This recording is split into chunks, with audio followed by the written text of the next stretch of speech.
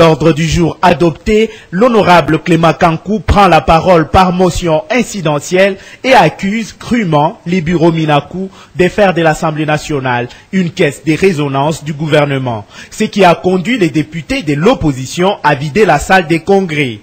Vous avez vu que depuis que nous sommes là, le président de l'Assemblée nationale et son bureau font obstruction sur toutes les initiatives qu'on prend dans le cadre du contrôle parlementaire. Pas plus tard que la semaine dernière, il y a 2 motions de défiance qui ont été déposées contre 2 ministres.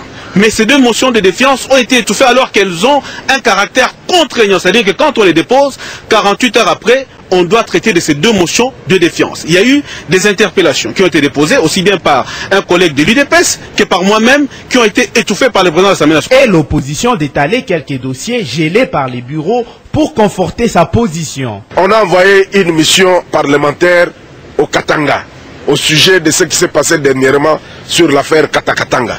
Vous avez entendu ce débat ici, il étouffe.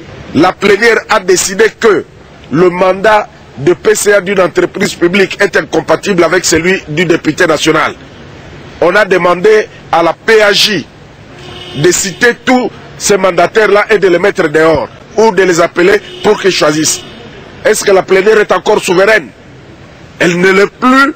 Après concertation, l'opposition a décidé de pousser l'honorable président Aubin Minakou à la démission, conformément à l'article 26 du règlement intérieur de l'Assemblée nationale. Pour autant, l'opposition ait claqué la porte, la séance plénière s'est poursuivie normalement et les rapports de la commission ECOFIN sur le projet de loi relatif au Conseil économique et social a même été adopté.